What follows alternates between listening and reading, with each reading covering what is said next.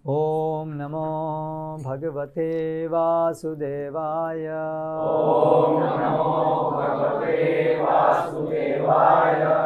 ओम नमो भगवते वासुदेवाय। ओम नमो भगवते वासुदेवाय।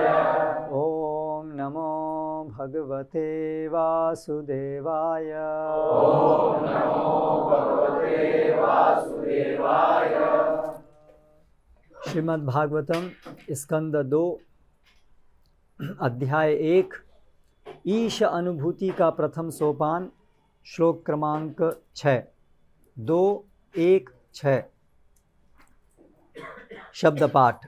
एतावान् सांख्य योगाभ्याम स्वधर्म परिनिष्ठया जन्म लाभः परः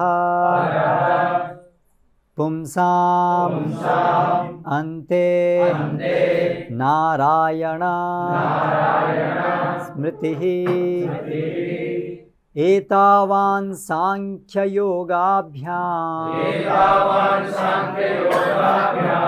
स्वधर्म परिनिष्ठया जन्म लाभः परः पुंसाम् अन्ते नारायण स्मृतिः। एतावान् सांख्ययोगाभ्याम्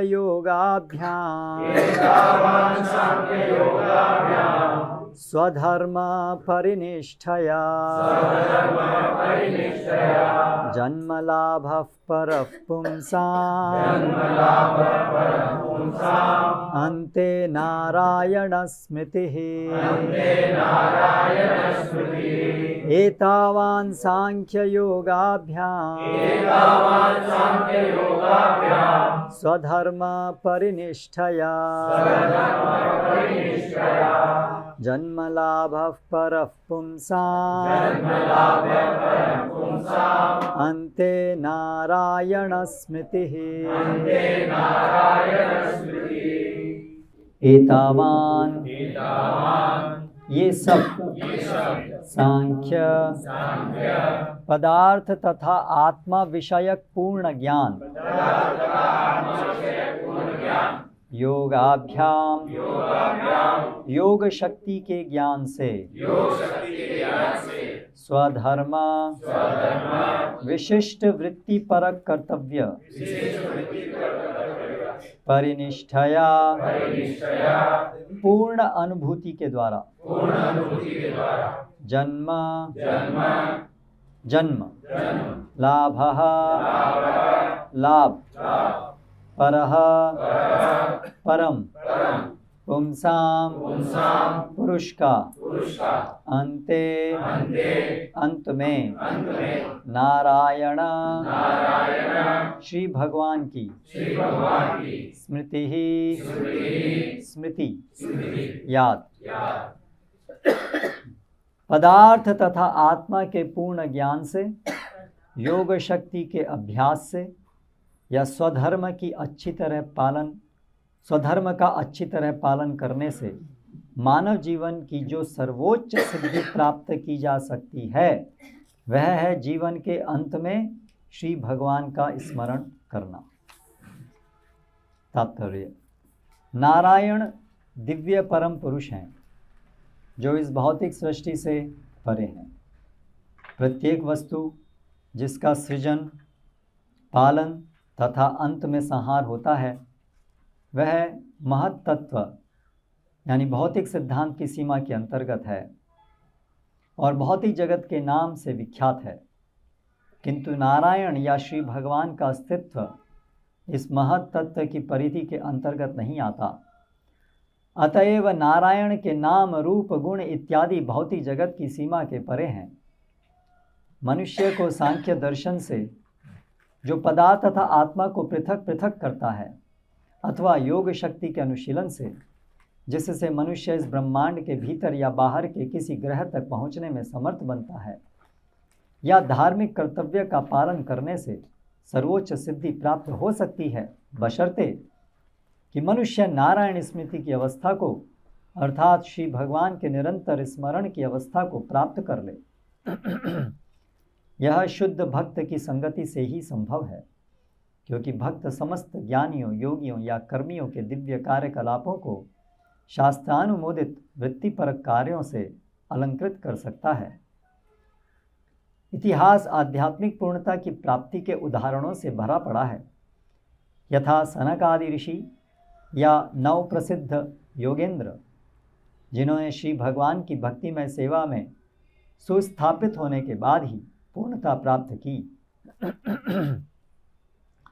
श्री भगवान का कोई भी भक्त ज्ञानियों या योगियों द्वारा अपनाई गई अन्य विधियों को ग्रहण करके भक्ति के मार्ग से कभी विचलित नहीं हुआ।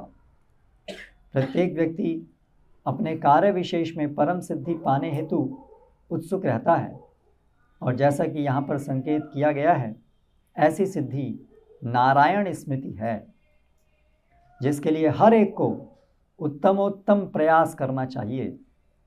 दूसरे शब्दों में, जीवन को इस प्रकार ढालना चाहिए कि जीवन के पग पग पर मनुष्य श्री भगवान के स्मरण में आगे आगे ही बढ़ता रहे।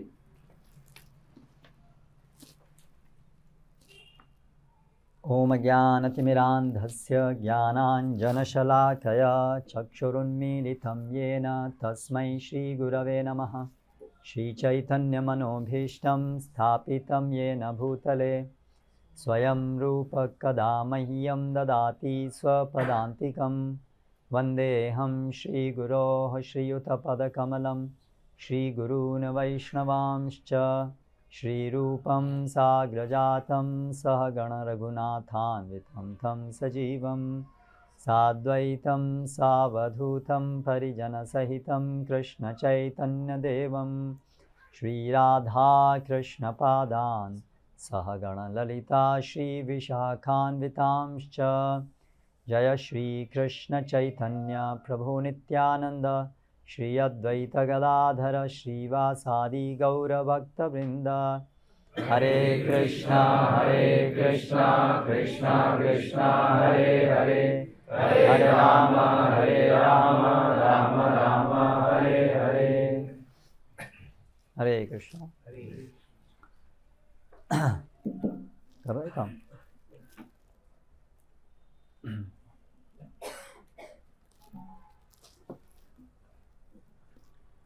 तो ये जो आज का श्लोक है, इसमें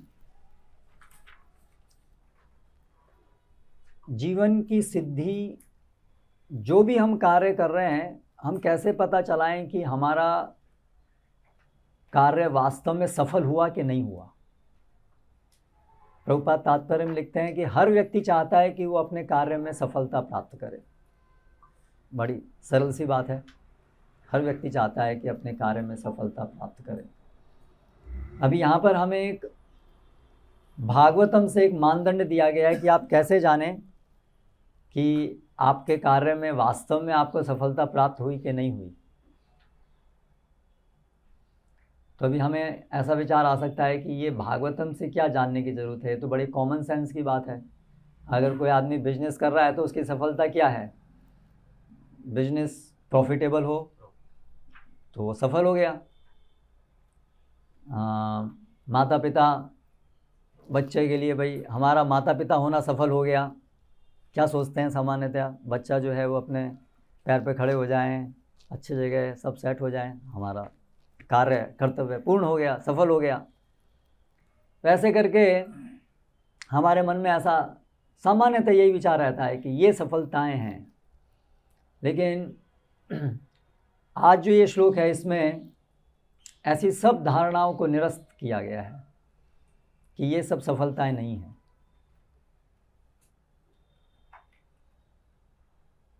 पराभावस्तावद अबोध याता यावन्न जिज्ञासत आत्मतत्वम यावत क्रियास्तावद इदम मनो वही कर्मात्मकम ये न शरीर बंधा। एक और श्लोक है जिसमें ये कहा है कि हमारा हर कार्य विफल है, हमारा पूरा जीवन विफल है, यदि हम परम सत्ता को नहीं समझ पाए इस मनुष्य जीवन में। ये बात यहाँ पर अलग प्रकार से उसी चीज़ को बताया गया है कि जीवन की सफलता या हर कार्य में सफलता इस पर निर्भर करेगी कि उस कार्य को करने से, जो भी आपने किया, उस कार्य को करने से ये परिणाम प्राप्त हुआ कि नहीं हुआ। अंते नारायण स्मृति ही, दैट्स ऑल, सिंपल। सक्सेस आपके कार्य की ये है, यदि आपको उस कार्य करने से अंते नारायण स्मृति हुई कि नहीं।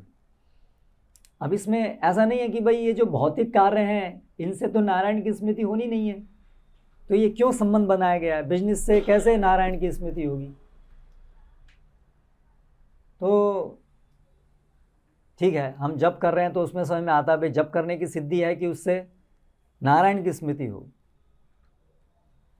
तो हमारे जीवन में हम लोग ये सब अलग अलग देखते हैं। ये बिजनेस, ये परिवार चलाना, ये एक भौतिक कार्य है, और जप करना, सत्संग में जाना, ये आध्यात्मिक कार्य है। ऐसे हम अलग अलग कंपार्टमेंटलाइज करते हैं। लेकिन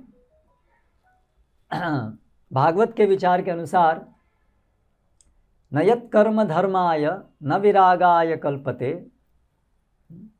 न तीर्थ पद सेवायै जीवन अपि मृतो ही सः। अगर जो भी हमारे लौकिक कार्य हैं, न यत् धर्म न यत् कर्म धर्माय, जो भी हमारे कर्म है यदि वो धर्म के अनुसार नहीं है, धर्म के लिए नहीं है, यदि उसका परिणाम, जो भी हम कार्य कर रहे हैं, लौकिक कार्य, अपने शरीर की देखभाल, परिवार चलाना, जो भी, यदि वो धर्म के अनुसार नहीं है, अधर्म है, तो उससे हमारा परम हित नहीं हो सकता, वो बेकार है। ऐसा कर्म करने से कोई फायदा नहीं, नुकसान है। फिर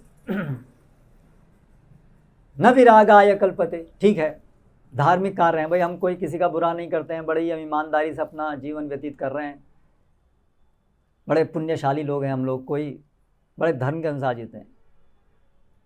तो आप धर्म के अनुसार जो जी रहे हैं, अगर न विरागाय कल्पते, अगर उससे आपको धार्मिक जीवन जीने से यदि आपको इस भौतिक जगत के प्रति विराग उत्पन्न नहीं हुआ, तो वो धार्मिक कृत्यों का क्या लाभ। ये उसका उद्देश्य है।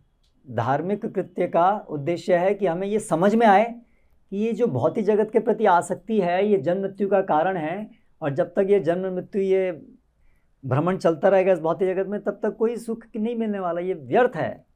धार्मिक कृत्यों का ये उद्देश्य है, धार्मिक जीवन का उद्देश्य ये है। कर्म सर्व अखिलम पार्थ ज्ञाने परिसमाप्यते, भगवान भगवद्गीता में कहते हैं सारे जो धार्मिक कृत्य हैं, पुण्य करते हैं, उनका ये है उद्देश्य। भगवान ने इस उद्देश्य से उनको दिया है कि ऐसा अगर हम करेंगे तो ये फल प्राप्त होना चाहिए। लेकिन अगर ये फल प्राप्त नहीं हुआ हमारे धार्मिक जीवन से, हमें विराग उत्पन्न नहीं हुआ, हम ऐसे ही आसक्ति में ही, जगत की आसक्ति हमारी बनी रही, तो ऐसे धार्मिक कृत्यों से क्या लाभ होगा।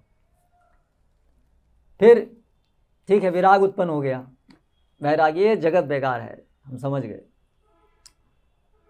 न तीर्थ पद सेवा यही, लेकिन आपके उस विराग से वैराग्य तो उत्पन्न हो गया संसार से, लेकिन भगवान के प्रति आसक्ति उत्पन्न नहीं हुई, भगवान के भक्तों के प्रति आसक्ति, भगवान की सेवा के प्रति आसक्ति नहीं उत्पन्न हुई, तो भी जीवन अपि मृतो ही सः, वो जीवन मरने के समान है, वो जीता जीता मरा हुआ है। तो ये तरीका है जानने का कि हर एक चीज़ की सिद्धि कैसे पता चलाएंगे। तो जो भी हम कार्य कर रहे हैं समाज संसार के अंदर, उसकी सिद्धि है कि भाई वो धार्मिक होने चाहिए, और केवल धार्मिक नहीं होने चाहिए, उसके आगे हमें संसार में विराग उत्पन्न होना चाहिए, और केवल विराग उत्पन्न नहीं होना चाहिए, आगे भगवान में आसक्ति भी उत्पन्न होनी चाहिए। यदि यहाँ तक हम पूरी सीढ़ी चल करके यहाँ तक पहुँचे, तो फिर हमारा लौकिक कार्य, बिजनेस, परिवार चलाना, शास्त्र पढ़ना, धार्मिक कृत्य करना, जो भी हम कर रहे हैं वो सब सफल हुआ, यदि यहाँ तक पहुँचे तो। नहीं तो व्यर्थ। जैसे अगर हम बिजनेस कर रहे हैं, भाई आपने जो है बहुत अच्छा इन्वेस्टमेंट कर दिया, आपने बहुत अच्छा रिसर्च किया, बहुत बढ़िया आपने इन्वेस्टमेंट किया, बड़ा अच्छा ऑफिस बनाया, ये सब किया, ठीक है भाई, जब तक आपको प्रॉफिट नहीं मिलेगा तब तक आप कह नहीं सकते ना कि ये सब काम ठीक से हुआ। फाइनल रिजल्ट तो वो है ना, बिजनेस के पर्सपेक्टिव से देखें अगर प्रॉफिट मिलना चाहिए, हमने मेहनत तो बहुत कर रहे हैं साहब, हम दिन रात लगा दिया हमने, लेकिन प्रॉफिट कुछ नहीं है ना, तो क्या फ़ायदा है उसका, व्यर्थ है वो। तो उसी प्रकार से ये जब तक अंते नारायण स्मृति नहीं होगी तब तक आप सोचें हमने बहुत अच्छे से अपने धार्मिक कर्म किए, हमने ये किया वो किया सब किया, लेकिन ये हुआ कि नहीं हुआ अंते नारायण स्मृति, ये नहीं हुआ तो बाकी सारा अच्छे से करने पर भी वो यूजलेस है, व्यर्थ है। क्योंकि यहाँ तक पहुँचना जरूरी है, अंते नारायण स्मृति ये जरूरी है। क्यों जरूरी है? यम यम वापि स्मरण भावम त्यजत्यन्ते कलेवरम तम तमेवैति कौन्तेया सदा तद भाव भाविता। उसका प्रिंसिपल, उसका सिद्धांत भगवान ने इस तरह से बताया है कि देखिए अंत समय में ये प्राण, ये देह त्यागने के समय में जो स्मरण होगा उसी से ही अगला जीवन बनेगा, उसी के अनुसार अगला जीवन मिलेगा। भजन करो साधन करो मरते जान ले होय, प्रभुपाद ये उक्ति बोला करते।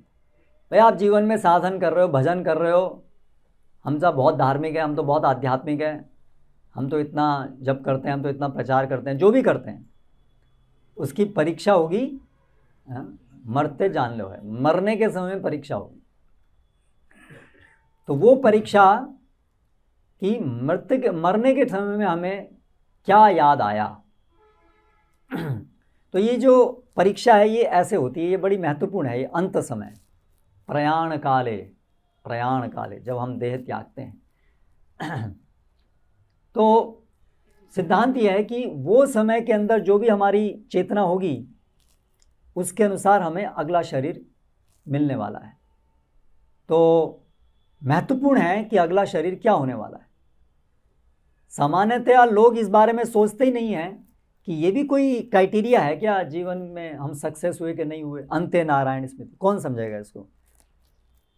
लोग हम क्या सोच रहे हैं, लोग तो इसको विचार करके नहीं करते हैं ना कि हमें क्या सोचना है। अंत में छोड़ो, पूरे जीवन भर भी वो कोई प्लानिंग नहीं करते हैं कि हमें क्या सोचना है। हमें एडवर्टाइजमेंट और संसार जो सोचने के लिए विवश करता है वो सोचते हैं, हम लोग उसको अपने हिसाब से डायरेक्शन नहीं दे पाते हैं कि हमें क्या सोचना है। तो अंत में सोचने की तो बात ही क्या, उनको ये कंसेप्ट ही नहीं पता है कि अंत में सोचना इम्पॉर्टेंट है। क्यों? क्योंकि पुनर्जन्म में विश्वास ही नहीं है, उसकी समझ ही नहीं है। यही एक लाइफ है, इसमें बड़ा जितना खाओ पियो मौज करो एंजॉय कर लो, बस काम ख़त्म। तो फिर ये परीक्षा उनके लिए है ही नहीं। लेकिन विज्ञान तो विज्ञान है, सिद्धांत तो सिद्धांत है, तो ये तो होने वाला ही है। तो उसी आधार पे सारे पेड़ पौधे पशु योनियाँ हैं, तो वो तो काम करेगा ही, आप उसमें विश्वास करें कि ना करें, सिद्धांत तो जो है वो काम करेगा ही। तो इसलिए ज़्यादातर लोग इतना इर्रेस्पॉन्सिबिलिटी का जो जीवन जीते हैं बिना किसी जिम्मेदारी का, इस वजह से जीते हैं क्योंकि उनको अज्ञानता है। तो लोगों का जो चिंतन है, चिंतन तो सब करते ही हैं, मन तो सबके पास है, चिंतन तो करते ही हैं। तो उनका जो चिंतन है वो किस चीज़ से प्रभावित होता है।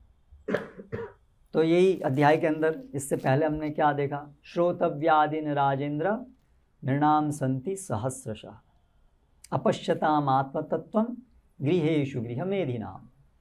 तो सामान्यतः लोग बहुत सारी चीज़ सुनते रहते हैं, देखते रहते हैं, और वो उनके चिंतन को प्रभावित करती है। तो सामान्यतः हम कोई प्लान नहीं कर रहे हैं कि हमें डायरेक्शन कहाँ है, हमें क्या सोचना है, हमें क्या सुनना है। एडवर्टाइजिंग इंडस्ट्री या संसार जो है पैसा बनाने के लिए हमें कुछ कुछ सुनाती रहती है और वो हम सुनते रहते हैं और उसके अनुसार फिर हमारा चिंतन चलता रहता है। और उस चिंतन से क्या होता है, हमारी इस भौतिक जगत के प्रति जो आसक्ति हम लेके आए हैं वो और ज़्यादा बढ़ती रहती है या शिफ्ट होती रहती है इधर उधर, उसका वही परिणाम होता है। तो उसका मतलब क्या हो रहा है कि यही भौतिक जगत के अंदर हमारी आसक्ति बनी रहती है। और फिर अंत समय में क्या होगा, अंत समय भौतिक जगत की आसक्ति है तो भौतिक जगत का ही स्मरण रहेगा। और जब भौतिक जगत का स्मरण रहेगा, और वो भी विशेष रूप से आजकल तो पापमय जीवन है, तो इसलिए वो जो पापमय जीवन के कारण जो भी हमारा स्मरण होगा वो इस प्रकार का होगा कि हमें दोबारा मनुष्य जीवन भी नहीं मिलेगा, ऐसा है। तो ये तो बहुत बड़ा डेंजर है, बहुत बड़ी ये जीवन को बिल्कुल बर्बाद करने वाली बात है। इसीलिए हमें बहुत सजग होना चाहिए कि हमारा चिंतन किस चीज़ के ऊपर है, क्योंकि मन एव मनुष्यानाम कारणम बंध मोक्षयो हो, मन ही हमारे बंधन और मोक्ष का कारण है। तो ये पूरा जीवन भर जो हमें मन में हमारा चिंतन रहेगा, उसी आधार पे अंत में भी स्मरण रहेगा। ऐसा नहीं है कि पूरा जीवन कुछ और स्मरण करके हम एक्सीडेंटली अचानक अंत में कुछ और चिंतन कर लेंगे, ऐसे नहीं है। क्योंकि जो चिंतन है अंततः कृष्ण देते हैं, मत्तः स्मृतिर्ज्ञानम अपोहनम च। तो जिन्होंने पूरा जीवन कृष्ण की सेवा में लगाया है और अपना मन कृष्ण में नियोजित किया है, सवई मना कृष्ण पदारविंदयो हो, है ना, जैसे अम्बरीश महाराज ने किया, अपनी सारी इंद्रियों को, मन को जिन्होंने भगवान में लगाया, ऐसा अनुशीलन जीवन भर किया है।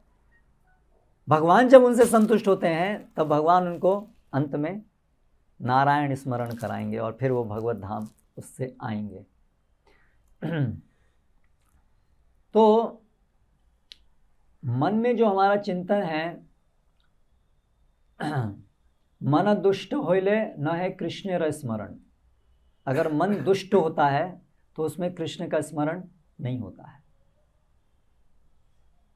विषय अन्न खाए दुष्ट है मन, दुष्ट मने न है कृष्ण र स्मरण।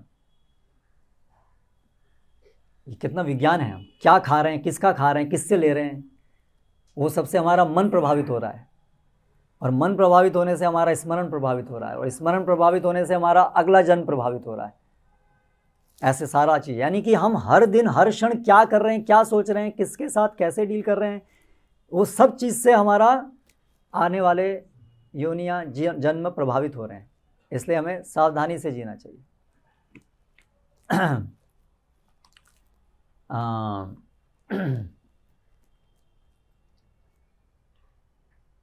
तो ये मन को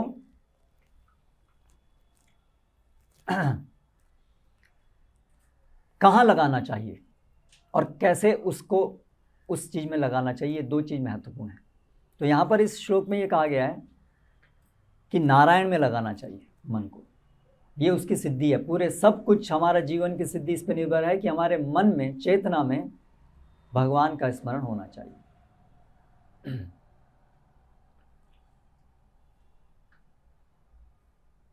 ध्यायतो विषयान पुंस संगस्तेषु उपजायते।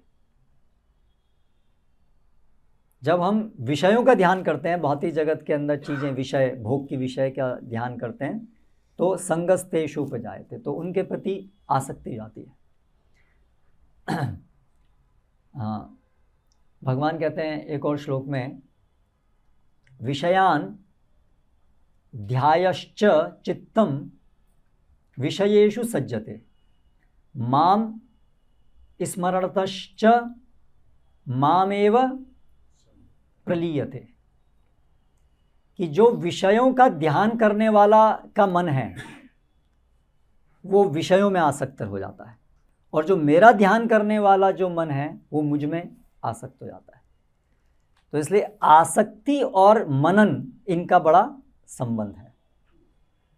जैसा मनन होगा वैसी आसक्ति हो जाएगी, और जब आसक्ति जैसी होगी वैसा ही अंतकाल में स्मरण होगा। अंतकाल में बहुत कष्ट होगा, क्योंकि शरीर जो हम बिल्कुल अपना माने हुए हैं उसको छोड़ना होगा। और अंत समय में तो, हालांकि अंत समय कभी भी आ सकता है, लेकिन सामान्यतया बुढ़ापे, अंत समय से पहले बुढ़ापा आता है, और बुढ़ापे में शरीर भी, सारे फंक्शन शरीर के सब बड़े कष्टप्रद हो जाते हैं। चलना भी कष्टप्रद है, बोलना भी कष्टप्रद है, खाना भी कष्टप्रद है, पचाना भी कष्टप्रद है, सब कुछ कष्टप्रद है, बहुत दर्द युक्त होता है। तो उस समय में, अभी अंत समय से पहले जरा आनी है, और उस समय में सबसे क्रिटिकल टाइम है हमारा, और उस समय शरीर भी क्षीण हो जाएगा और बीमारी से युक्त हो जाएगा, और उस समय हमारा एग्ज़ाम होना है, परीक्षा होनी है। ठीक है, इसलिए कुलशेखर आलवार क्या कहते हैं, कृष्ण त्वदीय पद पंकज पंजरांतम अद्यैव मे विशतु मानस राजहंस प्राण प्रयाण समये कफवात पित्तैर कंठावरोधन विधौ स्मरणम कुतस्ते। कि ये जो प्राण प्रयाण समय, ये जो प्राण निकलने का समय है बुढ़ापे में, तो कफवात पित्तई, कफवात और पित्त से कंठावरोधन, ये कंठ पूरा रुग्ध हो जाएगा उसमें, और मेरा मन पूरा इसी में लगा रहेगा। तो स्मरणम कुतः, आपका स्मरण कहाँ से होने वाला है उस समय में। इसलिए अद्यैव में विशतु, अभी मेरा मन आप में लग जाए। तो ऐसा नहीं है अंते नारायण स्मृति, हाँ लास्ट में कर लेंगे स्मरण, अभी थोड़ा रिलैक्स रहते हैं, अंत में स्मरण कर लेंगे। नहीं, ऐसा नहीं है। एक तो यह है कि हमें पता नहीं कि अंत कब होने वाला है, कोई हमारे पास कोई तरीका नहीं जानने का कि हमारा अंत जो है वो इतने साल बाद होगा, कुछ नहीं पता, कभी भी हो सकता है।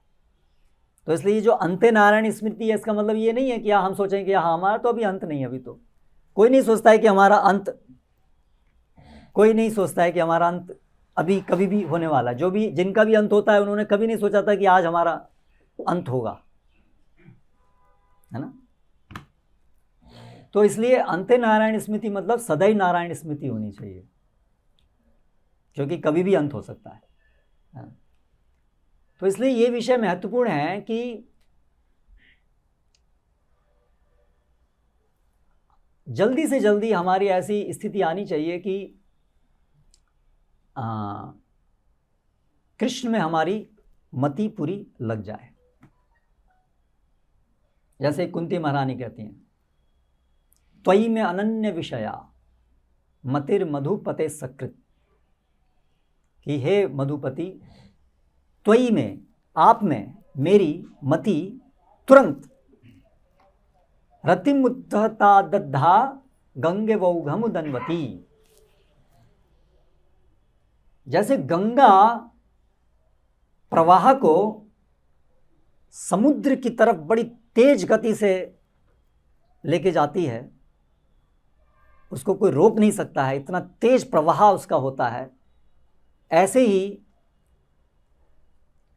जो आपके प्रति मेरी आसक्ति है, रति, वो मेरी मति को आपके चरणों में इसी प्रकार से फिक्स कर दे, लेके जाए।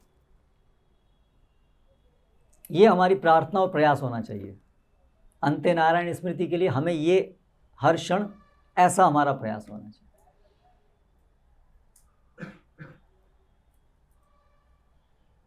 माया जगत में जो हमारी मति है वो तो ऐसे ही चलती है, गंगा की तरह से ही चलती है वो, उसमें कुछ काम नहीं करना पड़ता, वो बहुत तेज फ्लो है अपने आप से, मति उसमें तो लगी रहती है।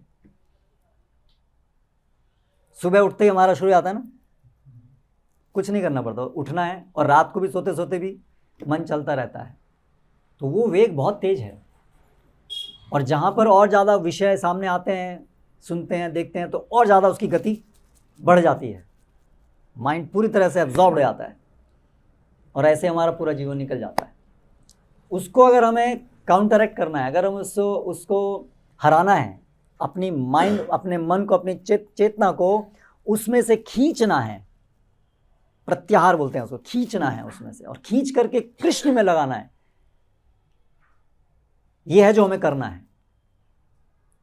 और ये आसान काम नहीं है, क्योंकि हमारी जो आसक्ति है विषयों में बहुत ज़्यादा प्रकार है। राग द्वेष, है ना, इंद्रियस्य इंद्रियार्थे राग द्वेष व्यवस्थितौ।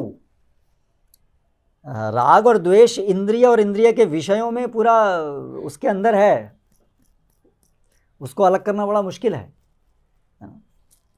और उसको अलग करना है, और अलग करके कृष्ण में लगाना है। और कृष्ण के प्रति हमें कोई आसक्ति नहीं है वर्तमान समय में, बद्ध अवस्था में। वास्तव में तो है, हृदय में मूल अवस्था में है, लेकिन अभी वो पूरी तरह से ढकी हुई है। तो इतना बड़ा कार्य है हमारे सामने, ये है हमारे जीवन का चैलेंज। हम लोग बहुत सारे व्यथित रहते हैं जीवन में, ये समस्या वो समस्या, लेकिन ये है हमारी रियल समस्या कि हमारे को रति, हमारे को कृष्ण में कोई आसक्ति नहीं है, और जगत में बहुत आसक्ति है, जिसकी वजह से हमारा स्मरण कृष्ण संसार का है, कृष्ण का स्मरण नहीं है। कृष्ण का स्मरण नहीं है। तो इसकी वजह से क्या होगा? पुनरपि जननम पुनरपि मरणम पुनरपि जननी जठरे शयनम, मनुष्य जीवन वेस्ट। अगर ये मनुष्य जीवन के बाद हमें दोबारा से जन्म लेना पड़ा तो अगले जन्म में फिर पता नहीं कहाँ हम क्या भक्तों का संग होगा। तब तक चैतन्य महाप्रभु का आंदोलन चल रहा होगा, हम यहाँ होंगे, कौन सी प्लेनेट में जाएंगे पता नहीं। तो बहुत रिस्की है, ऐसी गंभीरता हमको समझनी चाहिए, बहुत रिस्की है। तो इसलिए जो हमारी जो कुंती महारानी जो कह रही हैं वो आवश्यकता है कि हमारा अटैचमेंट इतना स्ट्रॉन्ग होना चाहिए। और वो समझने में इतना दिक्कत नहीं है कि हमारी स्थिति अभी क्या है। हम सबको इस जगत में अटैचमेंट है बहुत सारे, अपने परिवारजनों से, पैसे से, अपनी प्रेस्टीज से। अब वो आसक्ति देखिए और कृष्ण में आसक्ति देखिए, दोनों कंपेयर कीजिए कि हमारे को कहाँ हमारी आसक्ति का लेवल क्या है ना। अपने शरीर से आसक्ति है ना, अपने इंद्रिय सुख, अपने मानसिक सुख, उसको कंपेयर कीजिए, उसकी तुलना कीजिए कृष्ण की सेवा में आसक्ति से।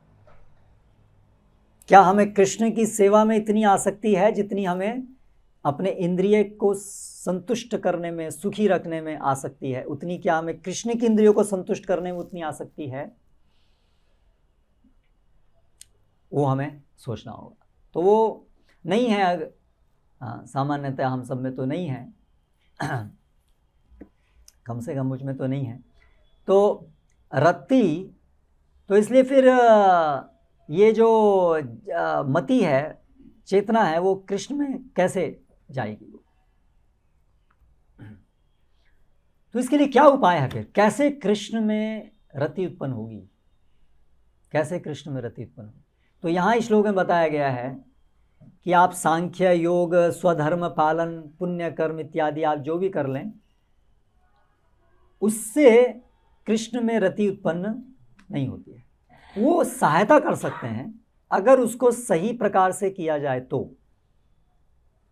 अपना स्वधर्म पालन करना, पुण्य कर्म करना। ऐसा नहीं है कि हमें पुण्य छोड़ के पाप कर्म करने हैं, नहीं, ठीक है, परिवार का पालन पोषण करना है, हमें अपने स्वधर्म निभाने हैं, लेकिन वो सब इस चेतना में कि कृष्ण में हमारी आसक्ति होनी चाहिए, कृष्ण का चिंतन हमारा होना चाहिए, और जो भी हम कार्य कर रहे हैं उसका उद्देश्य वही होना चाहिए। प्रभुपाद जी इसलिए इस तात्पर्य के अंतिम पंक्ति क्या लिख रहे हैं? दूसरे शब्दों में जीवन को इस प्रकार ढालना चाहिए कि जीवन के पग पग पर मनुष्य श्री भगवान के स्मरण में आगे आगे ही बढ़ता रहे। तो इसमें बहुत कुछ करना पड़ेगा हमारे जीवन में।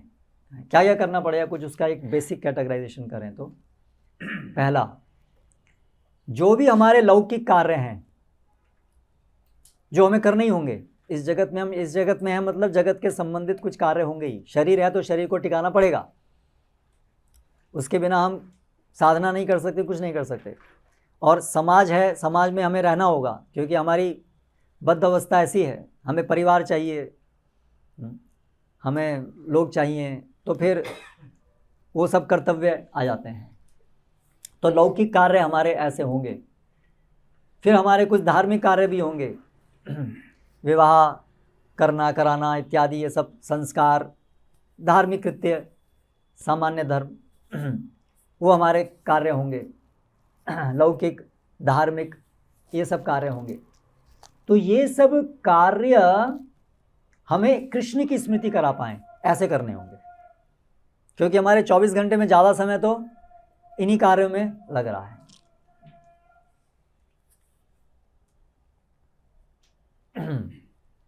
तो इसके लिए जीवन का जो पूरा दृष्टिकोण है वो बदलना होगा। सामान्य जो लोगों का दृष्टिकोण है कि ये हमारा शरीर है, हम इस जगत में हैं और ये हमारे, अभी हम यहाँ सुख शांति से हमको रहना है और उसके लिए हमें कमाना है, पैसा कमाना है, भोग करना है। तो वो जो मनोभाव है वो गलत है। वो कैसे होना चाहिए सही? कृष्णेर संसार कर, ये जो संसार है ये कृष्ण का है, ये मेरा परिवार नहीं है, ये कृष्ण का परिवार है। जो मैं बिजनेस कर रहा हूँ मेरा नहीं है, वो कृष्ण का है, वो कृष्ण के लिए। मेरा जॉब जो भी है वो सब कृष्ण के लिए ही है। यानी केवल सोचना नहीं है, प्रैक्टिकली उसे करना पड़ेगा। केवल मेंटल एडजस्टमेंट नहीं है कि बस भोगेंगे हम और बोलेंगे कृष्ण के लिए है ना, ऐसे काम नहीं चलेगा। उसे प्रैक्टिकली देखिए तभी मन लगेगा कृष्ण में, नहीं तो ऐसे ही केवल ऊपर ऊपर से करने से नहीं होगा। तो प्रैक्टिकली ये मतलब है जीवन कैसे ढालना होगा। हम ये रियली इसको अप्लाई करेंगे, हमारे घर, हमारा परिवार, हमारा बिजनेस, हमारा सब कुछ कृष्ण के लिए ही है। यानी उसमें कितनी गहरी ये समझ चाहिए कि यस हम कृष्ण के ही हैं, उसके बिना हमारा जीवन व्यर्थ है और हमें जीना नहीं है ऐसे। कृष्ण से अलग होकर के हमारे जीवन का जीने का क्या लाभ है, यूजलेस, नहीं जीना है ऐसे। हमें तो कृष्ण का ही परिवार के हम हैं, हम भूल गए हैं, उसको ही स्थापित करना है। तो जो भी हम अभी जो जी रहे हैं, जो भी हमारे परिवार इत्यादि जो हम कर रहे हैं, उसका उद्देश्य यही होना चाहिए, उसका सेंट्रल, उसका केंद्र यही होना चाहिए कि कृष्ण की सेवा। धन अर्जित कर रहे हैं, कृष्ण की सेवा के लिए करें। मकान बना रहे हैं, ठीक है, शरीर को संरक्षण, पर शरीर किस लिए चाहिए? शरीर सेवा के लिए तो चाहिए, और किस लिए शरीर चाहिए हमें? तो हमेशा उस उद्देश्य को ध्यान में रखते हुए सब चीज़ें करें कि हर चीज़ का उपयोग कृष्ण की सेवा में होना चाहिए, कृष्ण को केंद्र में रख करके।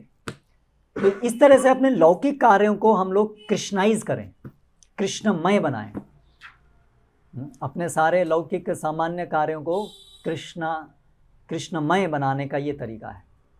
कृष्णेर संसार कर छड़ी अनाचार ईमानदारी से अपना काम करना है। हालांकि आजकल ये शहरी जीवन में अपने आप में बड़ी चुनौती है ईमानदार रहना,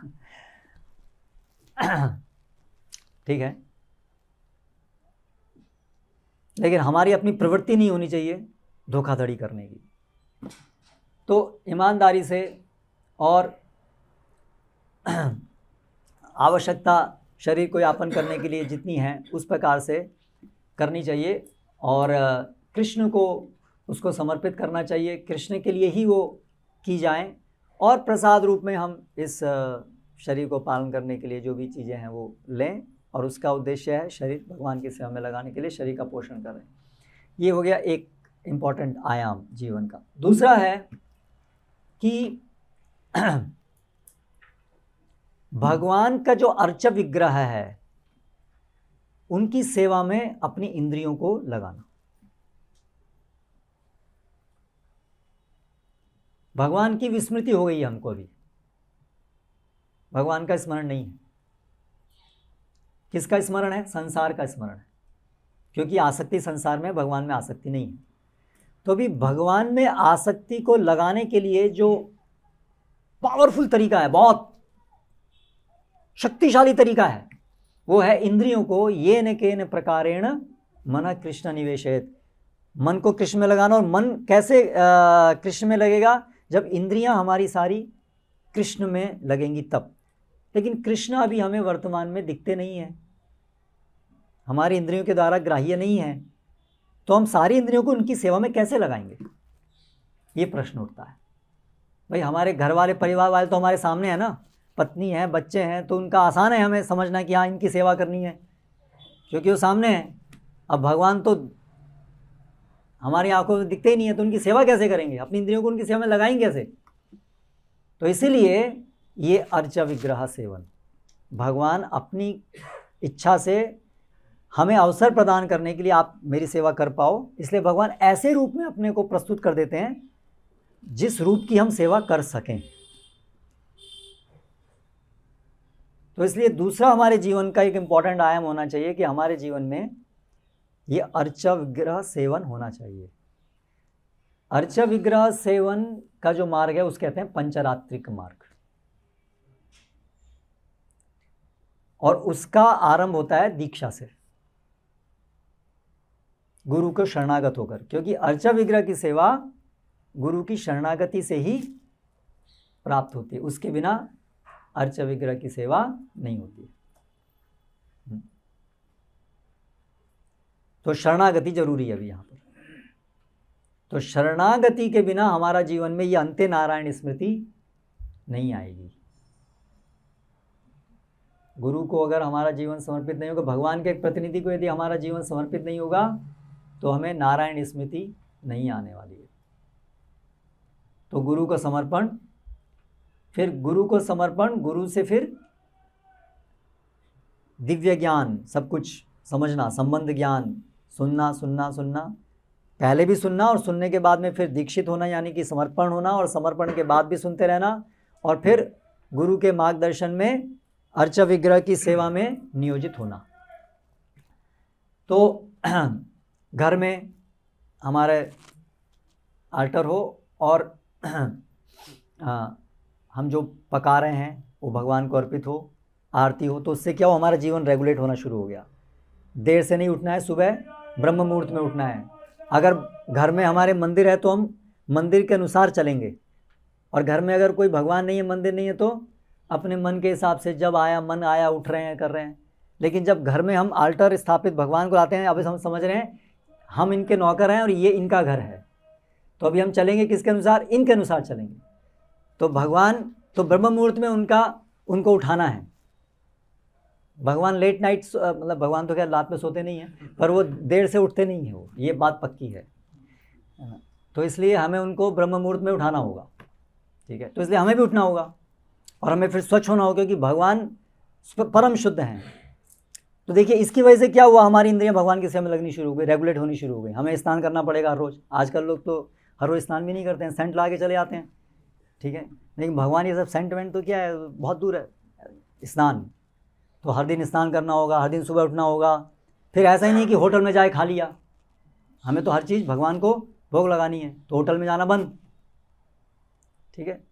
तो पाप कर्म बंद हो गए बहुत सारे, है ना। और ऐसे हमारा जीवन सात्विक होना शुरू हो गया, कृष्णमय होना शुरू हो गया। तो ये एक दूसरी बहुत महत्वपूर्ण चीज़ है कि दीक्षित हो और अर्च विग्रह सेवन। अभी अर्च विग्रह सेवन मतलब ये भी अर्च विग्रह है। अर्चा जो है वो पेंटिंग से भी अर्च विग्रह ही होते हैं, ऐसा नहीं केवल 3 डायमेंशनल फॉर्म जो है वही अर्च विग्रह है।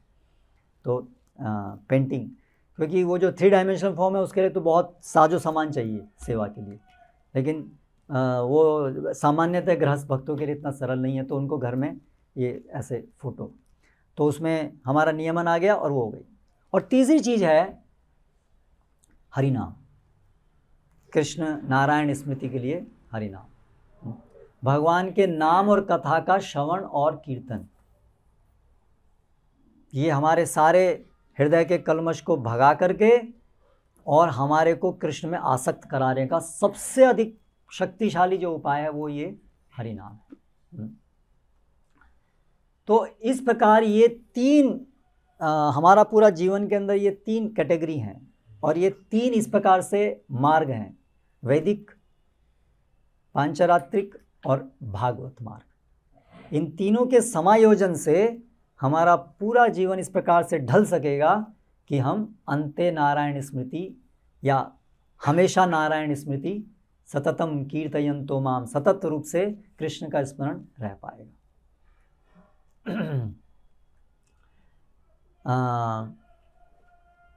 तो अभी ये हमें सब विचार करना है कि कैसे ये होगा, कैसे हमारा जीवन अभी जो चल रहा है और हमारी जो स्मरण और हमारी जो सारी क्रियाएं वो कैसे अधिक से अधिक इस दिशा में जाएं कि उससे हमारा ये स्मरण धीरे धीरे बढ़े। तो ये सब मार्गदर्शन हमें श्रील प्रभुपाद की पुस्तकों से मिलता है और प्रभुपाद ने जो आंदोलन स्थापित किया उससे मिलता है।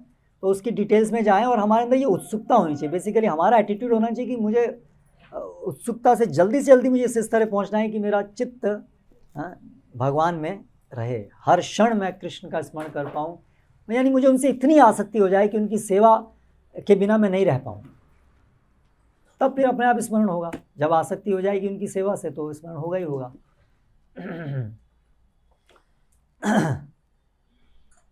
तो ये जो तीसरा जो मार्ग है इसमें ये भागवत मार्ग में भागवत श्रवण, नाम श्रवण, भगवान के नाम श्रवण, एक बहुत सुंदर श्लोक है, ठीक है। वो एक कैसे श्रवण कीर्तन करने से भगवान का श्रवण कीर्तन करने से स्मरण होता है।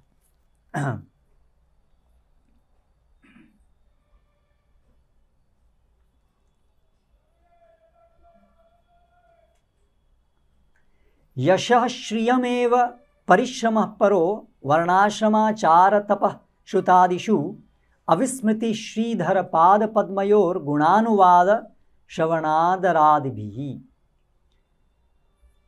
इसका अर्थ है कि ये जो यश प्राप्त करना, श्री या पैसा प्राप्त करना, वर्णाश्रम आचरण, वर्णाश्रम यहाँ पर मतलब है कर्मकांडीय विचारधारा से, तपः तपस्या करना, शास्त्र अध्ययन करना, वो भी शास्त्र अध्ययन यहाँ पर मोक्ष की इच्छा से, वो सब क्या है, परिश्रम परो, वो केवल परिश्रम है, यूजलेस लेबर। अविस्मृति ही श्रीधर पाद पद्मयोर, जो श्रीधर हैं उनके पाद चरणों में जो अविस्मृति ही, विस्मृति मतलब भूलना, अविस्मृति मतलब याद करना, तो अविस्मृति जो है वो गुणानुवाद श्रवणादरादि भी, किसके द्वारा होता है, आदर पूर्वक भगवान के गुणों का श्रवण और कीर्तन से। तो ये उपाय है, ये तीसरे प्रोसेस का ये विज्ञान है कि अगर हम श्रवण कीर्तन करेंगे, इसलिए ये पूरा अध्याय में क्या चल रहा है, सूत गोस्वामी परीक्षित महाराज ने पूछा है कि एक मरने वाले मरणासन व्यक्ति को या सब लोगों को क्या चीज़ सुननी चाहिए और क्या नहीं सुननी चाहिए, क्या करना चाहिए क्या नहीं करना चाहिए, तो ये उत्तर बता रहे हैं कि श्रोतव्यादीन राजेंद्र निर्णाम सहंति सहस्रा, वो सब बकवास है, वो नहीं सुनना चाहिए, सब विषय भोग की बातें नहीं सुननी चाहिए। हाँ, और क्या सुनना चाहिए, तस्मात् भारत सर्वात्मा, इसलिए आप श्रोतव्य कीर्तितव्यश्च स्मर्तव्यश्च चता भयम, इसलिए आप हरि का श्रवण कीर्तन करो। तो इसलिए भगवान के नाम का श्रवण और ये कथा का श्रवण, भगवद गीता भागवतम, ये हमारे दिन का बिल्कुल नियमित भाग होना चाहिए। दिन में समय निकाल करके श्रवण कीर्तन करना है, और फिर कुछ भाग होना चाहिए अर्च विग्रह सेवन, और फिर बाकी का हमारा जो वैदिक लौकिक कार्य है उसको भी कृष्ण को अर्पित करते हुए कृष्ण के लिए करना। ऐसे करने से हमारा जीवन पूरा का पूरा धीरे धीरे कृष्णमय होगा, और होते होते होते फिर ये होगा कि अंत में नारायण स्मृति हो। हरे कृष्णा कृष्णा कृष्णा हरे हरे, हरे राम राम राम हरे। कोई प्रश्न अगर किसी का है, कोई टिप्पणी? आपने वर्ड वाला बताया, हरि नाम सबसे स्ट्रॉन्गेस्ट है। यस, तो हरि नाम में फिर ये भागवत रीडिंग में श्रवण ये सब आ गया। यस यस, ये सब भागवत मार्ग है, नाम रूप गुण लीला का श्रवण कीर्तन, श्रवण कीर्तन स्मरण, श्रवण कीर्तन से स्मरण, ये भागवत विधि है। तो सबसे शुरुआत में आपने बताया कि अभी हम लोग, एक तो हम ये देखते हैं ये हमारे आध्यात्मिक कार्य हो गए, ये हमारे ऐसे हमने दो कंपार्टमेंट्स बना रहे हैं, तो वो चीज़ मैं थोड़ा समझ नहीं पा रहा हूँ, उसको कैसे हम कृष्णमय करें वो। हाँ, तो वो हमें, हमारे भौतिक कार्य क्या है, हमारा ये शरीर किस लिए है, तो भगवान की सेवा के लिए है। इसलिए ऐसा नहीं कि ये शरीर अलग है और मैं अलग हूँ, अलग है मतलब, लेकिन इनका प्रयोजन एक ही है। शरीर और आत्मा का प्रयोजन एक ही है। आत्मा के पास ये शरीर है कि आत्मा उससे ट्रेंड हो पाए कि शरीर को भगवान की सेवा में लगा करके आत्मा ट्रेंड हो पाए कि भगवान की सेवा करनी है। तो उस प्रकार से जो ये भौतिक जगत है ये हमारे लिए उपादान है, ये हमारे लिए मटेरियल है, हाउ टू सर्व कृष्णा, इस दृष्टिकोण से हमें उसको डील करना है। ऐसा नहीं कि ये जो भौतिक जगत है ये एक मेरे शरीर के लिए है, मेरी अपने लिए अलग डिपार्टमेंट है, और कृष्ण की सेवा है बस वो जब हम जप करते हैं, ऐसा नहीं है। ये जो संसार है ये कृष्ण के लिए है, और मुझे अगर जो भी मुझे दिया गया है वो कृष्ण की सेवा में लगाने के लिए दिया हुआ है। जैसे आप किसी बच्चे को, आप अपने बच्चे को मान लीजिए दें कि ले बेटे ये सेब, हाँ, अब आपने उसको दिया इसलिए कि भगवान को भोग लगाए, अब वो खुद ही खाने लगे। तो सेब का पर्पस था उसको ट्रेन करना है कि देखो कैसे भगवान की सेवा करनी है, सीखो, है ना, जो भी है उस भगवान को भोग लगाओ, भगवान की सेवा। अब वो बच्चा है, खा लिया, तो हम लोग क्या कर रहे हैं, ये सब संसार में हम इसको अपने लिए देखते हैं, ये मेरे लिए है, ये मेरे लिए है, ये मेरे लिए। वास्तव में ये नहीं, ये तो भगवान की सेवा के लिए। ये तो एक भक्त जो है संसार को ऐसे देखता है कि ये सब भगवान की सामग्री है, ये मुझे ट्रेनिंग अभी होनी है कि इन सबको मैं कैसे भगवान को भोग लगा रहा हूँ। अभी मन के अंदर लालसा आती रहेगी, सेब है तो अरे यार खा लूँ, मन से खा लेते हैं हम लोग। तो वही ट्रेनिंग है कि नहीं नहीं आपको नहीं खाना है, ये तो भगवान को खिलाना है, ये भगवान को अर्पित करना है। तो वो कांस्टेंट ट्रेनिंग हो करके ऐसा होगा कि फिर हम पूरी तरह से उससे अनासक्त होंगे, और हर चीज़ को हम फिर कृष्ण की उससे देखेंगे। जैसे प्रभुपाद जाते हैं कहीं, कोई बिल्डिंग देखते हैं, this can become a very good temple, हम देखेंगे क्या देखेंगे उसे, अपना घर ऐसा होता तो कैसा होता तो वो दृष्टिकोण अंतर हो गया। तो वो दृष्टिकोण आना चाहिए कि जब भी हम कोई भी चीज़ देखें तो उसको हम देखें how to serve Krishna by using that, कैसे ऐसे। प्रणाम प्रभु जी। अंत शांति नारायण स्मृति जो है, तो हम सारा जीवन भक्ति करते हैं, तो अंत में जब हमने कफ पित्त वायु जो है अपने को तकलीफ देती है, तो क्या हम स्मृति कर सकते हैं? हाँ, क्योंकि स्मृति अंततः जो होनी है वो कृष्ण कृपा से होनी है। भक्ति मार्ग जो है उसमें हम भक्ति मार्ग में हमारी जो पूरी प्रगति है उसका आधार है कृष्ण कृपा।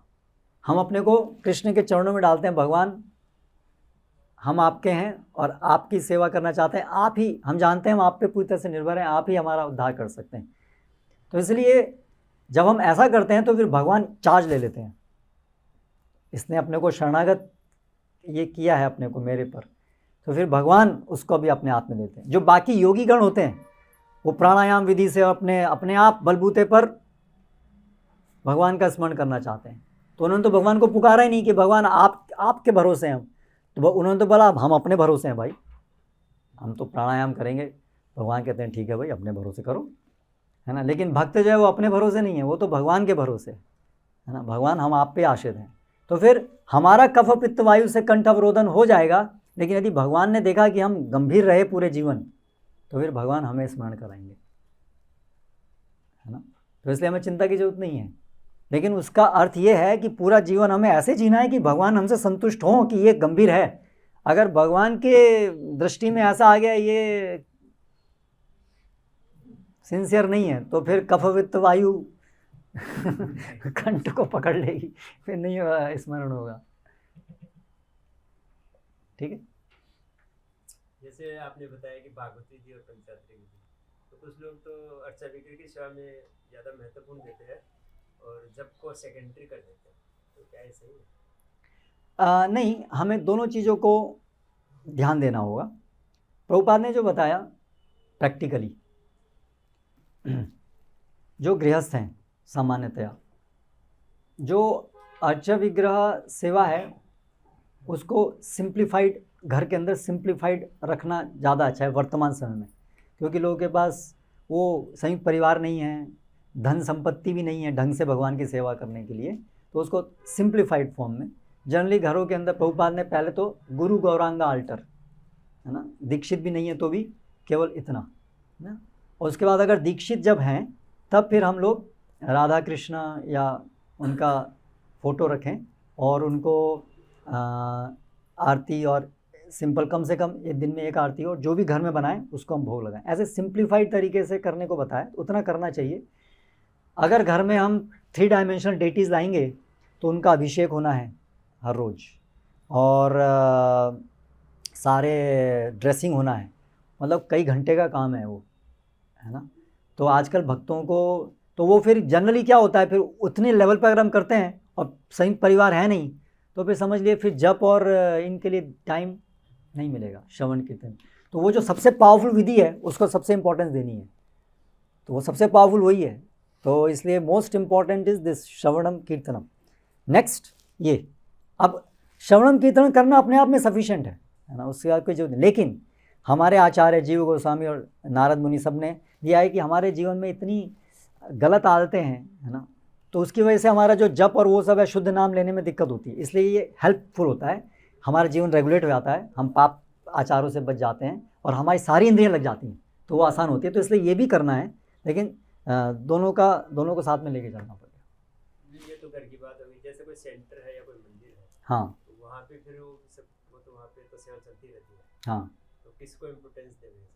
देखिए, मंदिर में अगर हमें वही समय रहता है जब का भी और वही समय सेवा का भी रहता है। हाँ, तो वो जो सेंटर में जो भी इंचार्ज हैं या आप लोग हैं उनको मिल कर के ये देखना पड़ेगा कि भाई हम उस लेवल की वर्शिप टेंपल के अंदर इस्टेब्लिश करें जितना हमारे पास भक्तों का समूह हो।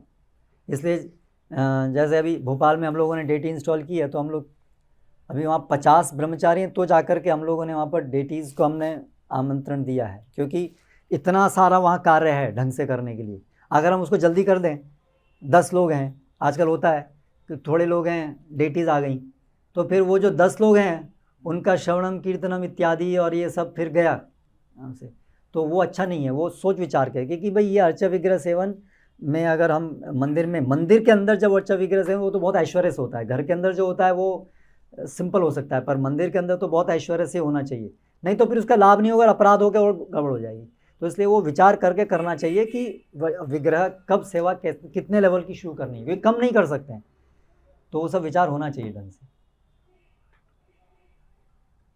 प्रभु जी अभी जनरली क्या है, हम लोग 4 बजे उठते हैं, पौना घंटा तैयार होने को लगता है, फिर वहाँ से यहाँ आते तो 10-15 मिनट पैसा ही निकल जाता है, फिर मंगल आरती करते हैं तो उसमें पौना घंटा निकल जाता है, फिर हम माला जपते हैं तो कम से कम 8-10 माला हो जाती है, फिर अपने गुरु पूजा, श्रृंगार आरती, भागवतम क्लास, तो ये माला जो बाकी रह जाते तो उसको 10-11-12 बज जाता है।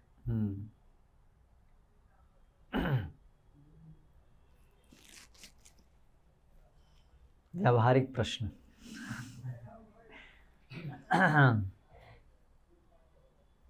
तो ये आप ही बताएंगे। तो इसका इलाज तो मैंने जो सोचा, क्योंकि ये प्रश्न जो है प्राय सबका प्रश्न होता है, जहाँ तक मैंने सोचा कि अगर हम थोड़ा जल्दी उठ जाए और हमारी मंगल आरती के पहले काफ़ी जप हो जाए तो अच्छा है, कि तब संभव है कि हमारी भागवतम क्लास के पहले तक हमारे 16 माला हो जाएंगे। मंगल आरती के पहले 8-10 माला हो जाए तो ये सब संभव हो सकता है, तो उसके लिए थोड़ा जल्दी उठना चाहिए, और जल्दी उठने के लिए थोड़ा रात को अगर टाइम पे सो जाए तो संभव हो सकता है। थोड़ा बहुत फोकस रहना पड़ेगा, रात शाम के टाइम में कुछ वेस्ट नहीं करना है, बातचीत उधर फोकस होकर इस टाइम पर सोना है, ऐसा कुछ। लेकिन प्रभु जी अभी मार्केट का टाइम जो है मेरी बात नहीं कर रहा, जनरल बात, तो 11 बजे तो वो लोग आते फिर खाना पका के 12 बजे खाते फिर सोते हैं, तो उठेंगे कैसे 3 बजे? Farm community.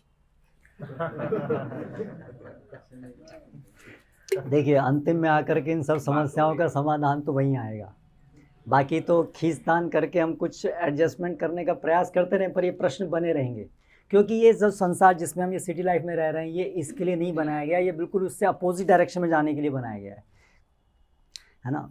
अभी ट्रैक्टर जो बनाया गया है वो खेती करने के लिए बनाया गया है, अब उसको हम जो है रेसिंग के लिए यूज़ करेंगे अगर, है ना, कारों के साथ, तो वो काम नहीं होने वाला वहाँ, क्योंकि उसका पर्पज़ अलग है, करेक्ट। तो उसी प्रकार से ये जो सिटी लाइफ है, ये इसका पर्पज़ पूरा बस पैसे के पीछे भागते रहो और कमाते रहो और खूब एंजॉय करो, इसी के लिए ये सिटी कल्चर बनाई गई है।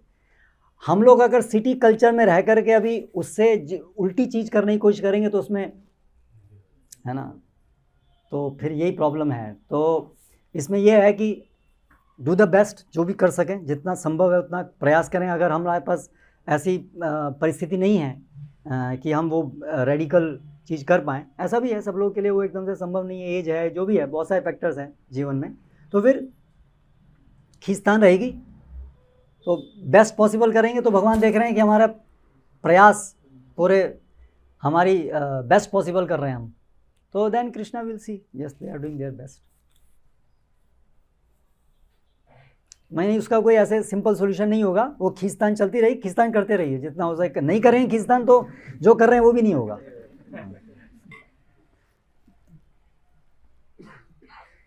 ठीक है, हरे कृष्णा। श्रील प्रभुपाद की जय।